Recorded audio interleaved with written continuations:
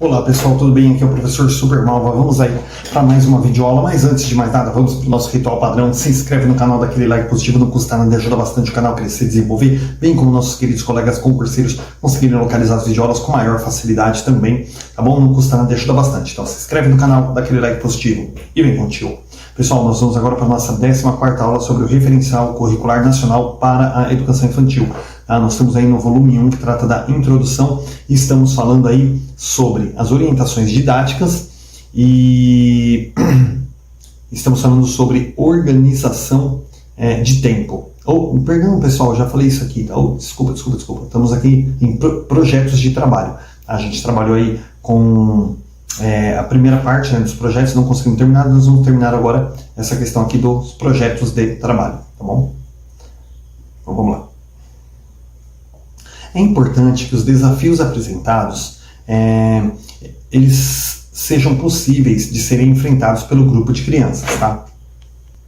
Então assim, pessoal, deixa eu só acertar aqui. Quando você vai trabalhar com projetos, esse projeto ele precisa ser possível de ser aí trabalhado com criança, tá? Ser enfrentado aí pela criança. Não vai criar um projeto ali que a criança não dá conta de realizar, tá bom? Então, mesmo sendo apresentado aí como uma realidade, faça parte da realidade local da criança, precisa ver se é passível da criança estar realizando aquele projeto também, para não ficar frustrada, falar, puxa, que legal, o projeto é muito lindo, mas para minha faixa de idade, por exemplo, né, não dá para a gente aplicar isso aqui. Não dá, né, gente? Um dos ganhos de se trabalhar com projetos é possibilitar às crianças que, a partir de um assunto relacionado com um dos eixos de trabalho, possa estabelecer múltiplas relações, ampliando suas ideias sobre um assunto específico, buscando complementações com conhecimentos pertinentes aos diferentes eixos, tá? Então, um dos ganhos aí que se tem aí ao trabalhar com projetos também é que, a partir de um assunto relacionado aí a um dos eixos, é criado eles descobrem ali, né, fazem a relação com a necessidade local deles, a necessidade real aí, que eles vivem fora da escola, e através dessa associação que eles fazem, eles conseguem estabelecer múltiplas relações aí, ampliando suas ideias também, né, sobre um determinado assunto.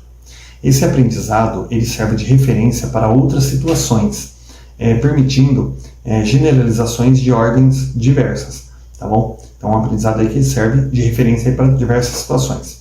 A realização de um projeto depende de várias etapas de trabalho, que devem ser planejadas e negociadas com as crianças para que elas possam se engajar e acompanhar o percurso até o produto final. Tá? Então, a realização de um projeto, pessoal, ela depende de várias etapas, aí precisa ser planejado. Então, você vai planejar, primeiro você vai consultar as crianças, né, se elas gostariam de trabalhar com um determinado projeto, montar um projeto sobre um determinado tema. Então vai ter todo aquele planejamento, um recolhimento de informações ali, né, para poder começar a trabalhar. E tudo isso aí tem que ser negociado com as crianças, tá? Porque se uma vez não tiver interesse deles, né, não tem como a gente realizar um projeto aí, tá? Para que eles possam se engajar, eles têm que estar interessados, certo? O que se deseja alcançar justifica as etapas da elaboração. Então, assim, quando a gente quer alcançar um objetivo final ali num projeto, a gente estava falando na última aula sobre essa questão, por exemplo, o semáforo na porta da escola, né, e tal. Então, quando você tem um objetivo final, isso aí, ele justifica muitas etapas que você vai fazer, né? Ou seja, nós temos que fazer um ofício, levar para o prefeito, para o secretário de educação, solicitando a necessidade disso e tal. Então, assim, por que você vai procurar o prefeito durante o projeto? Imagina todo projeto escolar aí, aqui em Guarulhos tem 150 escolas aproximadamente. Você vai pegar 150 escolas mandando ofício para o prefeito o tempo todo. Não dá, né? Então, assim, o que justifica você ir lá incomodar o prefeito, por exemplo, com um projeto? Qual que é a justificativa? Por quê? Porque eu preciso da assinatura dele para autorizar um semáforo na porta da escola. Tá? Então, assim, o objetivo seu do projeto justifica as suas etapas, as suas ações, tá bom? Por que elas são necessárias? O levantamento dos conhecimentos prévios das crianças sobre o assunto em pauta, ele deve se constituir no primeiro passo, tá? Então, assim que a gente define o projeto ali junto com as crianças, tem que fazer o levantamento de tudo que vai precisar para aquele projeto, bem como os conhecimentos prévios, tá? A gente tem que procurar saber tudo a respeito daquele tema ali para poder colocar o projeto em ordem. Então, o projeto, na verdade, gente, ele é a realização de um trabalho de acordo com a experiência que as crianças têm. Então, elas vão correr atrás de informação ali para realizar o projeto. O projeto em si, ele vai ensinar a elas o exercício da cidadania, elas vão aprender muita coisa, mas o principal intuito do projeto realmente é reunir aquilo que elas já sabem e colocar em prática. a socialização do que o grupo já sabe, e olha aí, ó, acabei de falar isso, a socialização do que o grupo já sabe e o levantamento do que desejam saber, né, as dúvidas que possuem podem constituir na outra etapa, tá bom? Onde procurar informações pode ser uma decisão também compartilhada com as crianças, familiares e demais funcionários da instituição. Ou seja, você vai montar um projeto, vai precisar de informações ali, então a criança vai precisar saber também assim, onde que ela vai procurar essas determinadas informações aí, né, onde que ela pode conseguir aí reunir material para começar a colocar o projeto em ordem. Várias fontes de informações elas poderiam ser usadas como livros, enciclopédias, trechos de filmes, análise de imagens, entrevistas com as mais diferentes pessoas, visitas e recursos da comunidade, né, e por aí afora. Então, assim, gente, tem muita coisa aqui que é muito fácil, mas, por exemplo, quando você fala assim, entrevistas com as mais diferentes pessoas, a criança vai sair entrevistando o mundo e o fundo? Não. Vai entrevistar pessoas ligadas àquilo. Por exemplo, eu peço para todo mundo se inscrever no meu canal. Eu falo, ajuda pra caramba, eu tenho um pouquinho de inscritos aí, ajuda muito. Eu não ganho nada, gente, viu? Não pense que eu vou ficar rico aí, que, pra ficar rico no YouTube tem que ter 1 milhão de assinantes, e olha lá, né, de inscritos. Eu, coitadinho, tô aqui, né, tem bem pouquinho, tem nem 200. Então, assim, não vou ganhar dinheiro, mas ajuda o canal na divulgação, ajuda o trabalho gratuito ao professor aqui de madrugada, no dia do meu aniversário. O aniversário foi ontem, mas no dia do aniversário, né, eu falei isso nas outras aulas. Por isso que eu tô dando aula aqui na cozinha, tô falando até um pouquinho baixinho, porque madrugada, pessoal, são 4 para 5 da manhã. Ontem foi meu aniversário, passei o dia com a família, mas tô um pouquinho atrasado no trabalho, como eu tava sem sono, falei, eu vou aproveitar e fazer videoaula. Tá? Então, assim, o professor aqui de madrugada, fazendo videoaula de graça para vocês aí, passando um pouquinho do que eu sei, né, aprendendo um pouquinho, relembrando um pouquinho e ajudando também os colegas aí, como muitos outros professores que fizeram videoaula me ajudaram bastante também. Tá? Então, assim, eu sempre peço para as pessoas, né, vai lá, se inscreve e tal, e peço para pessoas que não são professores. E quando a pessoa não é professor, eu falo assim, se inscreve lá e desativa o sininho, senão você vai ficar recebendo notificação. E teve pessoas que desinscreveram do canal, porque acho que ficava incomodada, ao invés de desativar o sininho, foi lá e se desinscreveu, né? Então o custo conseguiu, né, mas para perder é facinho. Então, assim, gente, eu peço para muitas pessoas, mas por que eu entrei nesse assunto? Para explicar para vocês que eu peço para todo mundo se inscrever no meu canal, mas aquele que não é professor, eu falo, desativa o sininho para você não receber, né? Ajuda a inscrição dele, mas, vou fazer o cara ficar recebendo videoaula lá, o cara não é professor, não é aluno, não é nada, tem o menor interesse em videoaula para concurso. Então, assim, entende, gente? O meu público qual é? É o professor, é o estagiário, é o estudante que está prestando concurso, ou que até mesmo na sua faculdade aí precisa de uma orientação sobre determinado assunto. Então esse que é o foco, esse é o meu público. Então quando a criança ela vai fazer entrevistas ali com as mais variadas pessoas, é um projeto sobre o quê? É um projeto sobre a poluição do rio. Ele vai entrevistar pessoas que moram ali perto, vai entrevistar pessoas que moram ali há bastante tempo, vai entrevistar, por exemplo, se tiver algum vizinho que trabalha no SAI, na Sabesp, ou na prefeitura, no setor ali de zoonoses, alguma coisa assim, o que ele vai fazer? Ele vai entrevistar esse tipo de pessoa. Ele não vai chegar lá para uma velhinha na igreja lá e falar sobre o código, a velhinha vai falar assim, filho, eu mudei aqui agora.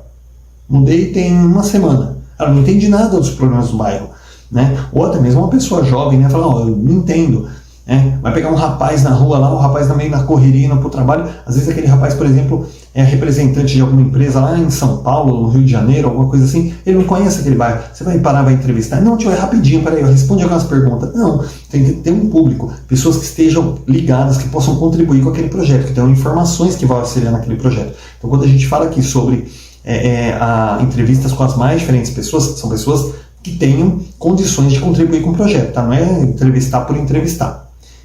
Fala sobre visitas a recursos da comunidade também, tá? Por exemplo, a comunidade às vezes ela tem um grupo ali de reciclagem, tá? Então você pode visitar ali e falar assim, pessoal, tem como a gente fazer um mutirão, né? Nesse dia a gente usa umas roupas especiais, não a criança, né? Mas o adulto, a criança acompanhada do adulto, pode ter ideia, só a gente faz um mutirão, recolhe lá os lixos, vê o que é reciclável, que pode estar utilizando, o outro a gente vê uma forma de dar um fim. Então, assim, também, essa questão de visitar recursos ali. Então, quando você tem, por exemplo, um local de reciclagem no bairro, o pessoal mais interessado, então eles vão lá, faz um mutirão tal, pra gente recolher ali aquele lixo e ver ali o que pode aproveitar também, o que não pode a gente joga fora, mas o que dá para aproveitar, a gente limpa o rio e a pessoa, de repente, até dá um novo rumo para aquelas coisas lá, tá bom?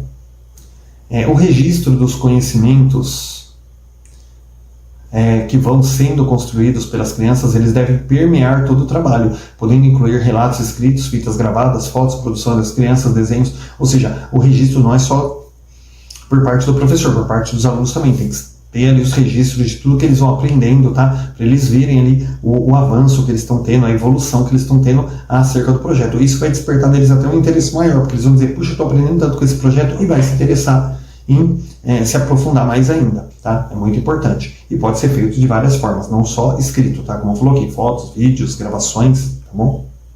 Começando a dar sono, hein, pessoal? 5 horas da manhã, já minha terceira videoaula aqui já tá dando sono, já tô, né, perdoado aí, né?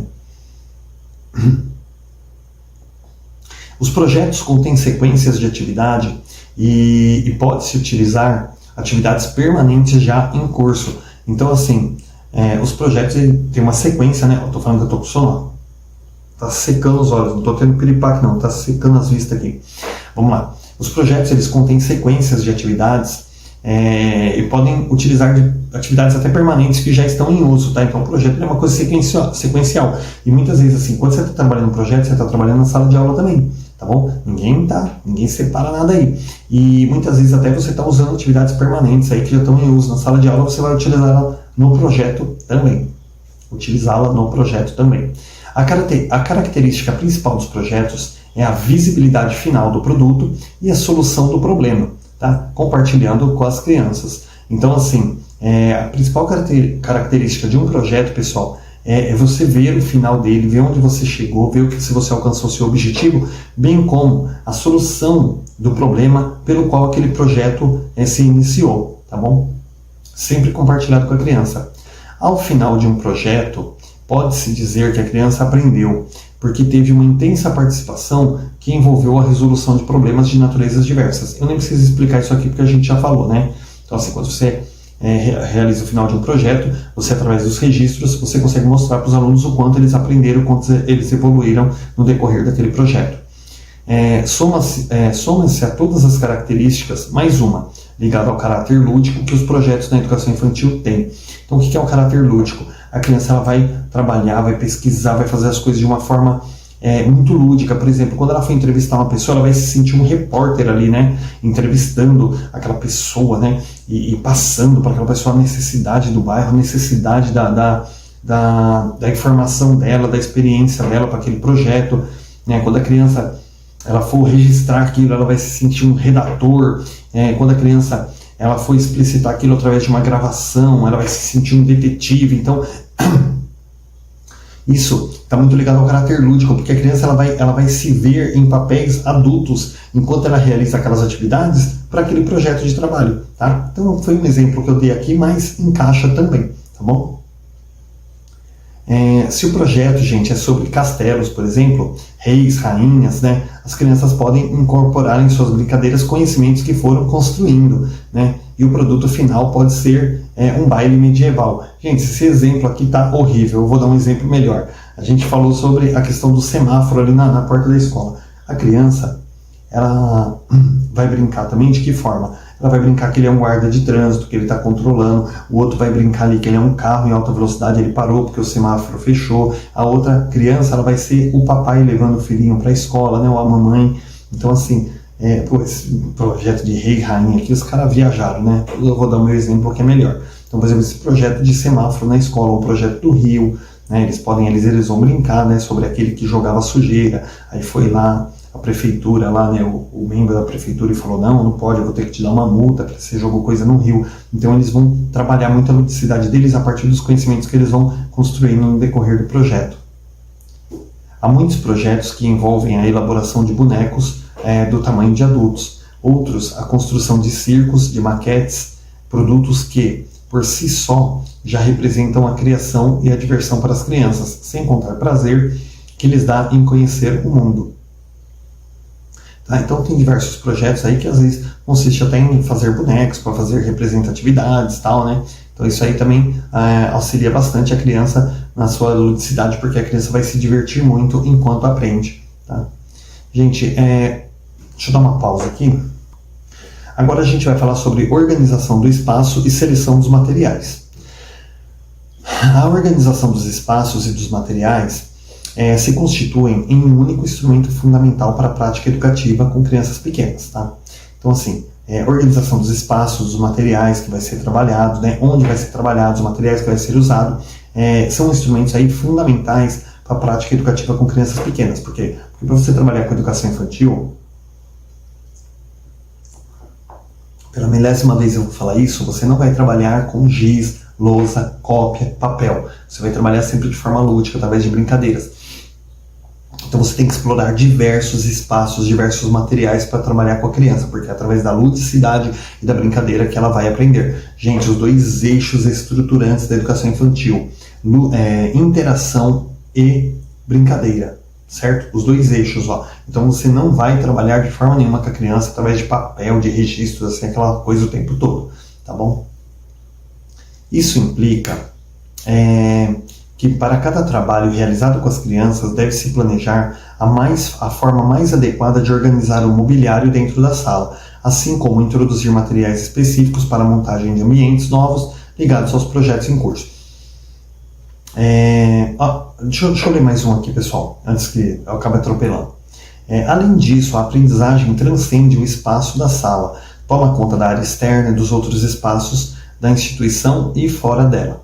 A pracinha, o supermercado, a feira, o circo, o zoológico, a biblioteca, a padaria, são mais do que locais para simples passeio, podendo enriquecer e potencializar as aprendizagens. Então vamos falar primeiro da sala de aula. Tá? Dentro da sala de aula, eu, por exemplo, pessoal, tem muitos momentos ali que eu vou dar Lego para eles e eu não posso dar Lego na mesa porque cai, né? Cai no chão, faz uma bagunça. Mas eu também, né, não posso ali dar no chão porque está cheio de carteira e mesa. O que eu faço, pessoal? Eu cato algumas carteiras e faço uma barricada no meio da sala e deixo metade da sala livre e ali eu jogo os Legos e ali é o espaço que eles têm para trabalhar, que eles têm para extravasar e colocar em prática tudo aquilo que eles aprenderam, né, e aquilo que eles têm vontade ali. Então eu faço uma barricada, ou seja, eu reorganizo o espaço da sala para que eles possam ter um espaço saudável para brincar também, não ficar brincando sentadinho em mesa.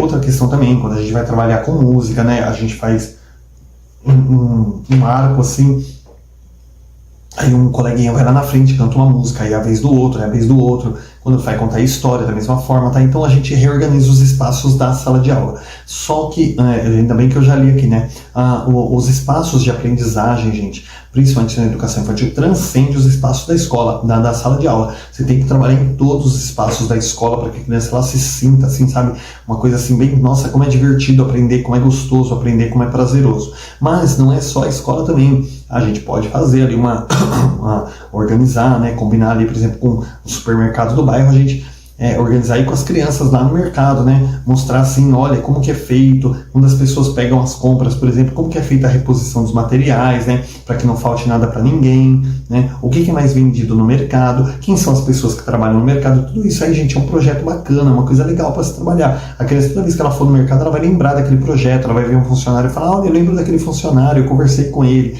Então, gente, transcende até os espaços, ó, pracinha, supermercado, a feira, se tiver um circo ali no bairro, o zoológico ali no bairro, se tiver, né, ou até mesmo o zoológico, na cidade aqui em Guarulhos nós temos um jardim zoológico, e às vezes quando a prefeitura dispõe aí ônibus, né, a gente consegue aí fazer uma excursão aí para as crianças aí também. Então, assim, os diversos espaços que tem da escola e até mesmo fora da escola servem como locais de aprendizagem e devem ser explorados também. Tá?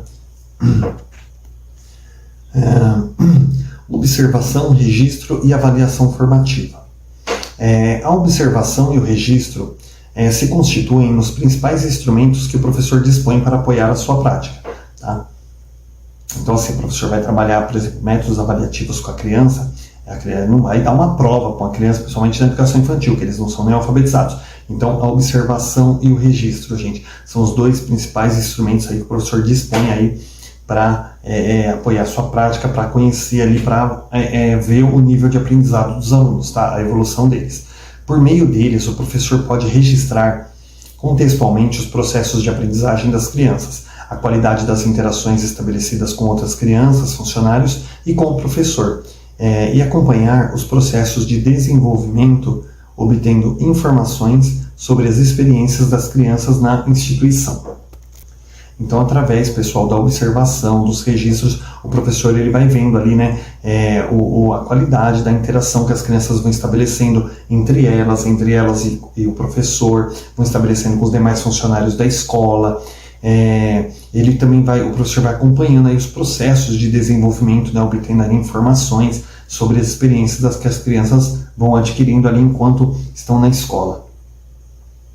Essa observação e seu registro fornecem aos professores uma visão integral das crianças ao mesmo tempo em que revelam suas particularidades. Então o professor conhece muito sobre o aluno através da observação, né? Como que ele brinca, como que ele se relaciona, os temas que ele tem nas brincadeiras dele vai mostrar muito do pessoal dele, também as interações, né? Como que ele lidar com o grupo. O professor, gente, ele vai aprender muito sobre cada aluno e sobre a sua turma também, através da observação. São várias as maneiras pelas quais a observação, por exemplo, ela pode ser registrada pelos professores. A escrita, né, ela é sem dúvida a mais comum e acessível.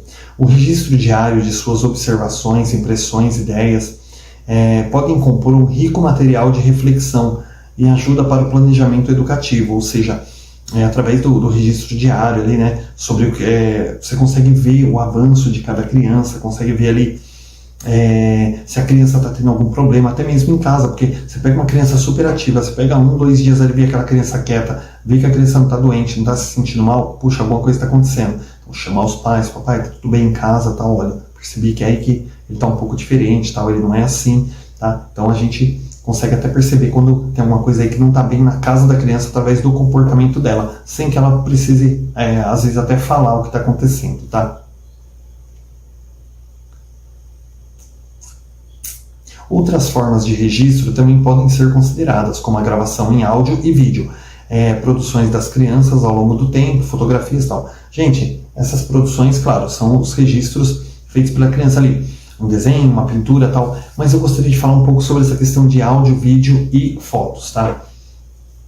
Para você tirar fotos, fazer vídeos ou gravações de crianças, você tem que ter uma autorização escrita dos responsáveis. Ah, mas eu sou professor, é escola pública. Gente, não pode. Outra coisa que é complicado que os professores fazem, fica aqui a dica para os novos aí que estão estudando, estão se preparando para entrar na vida docente, tá?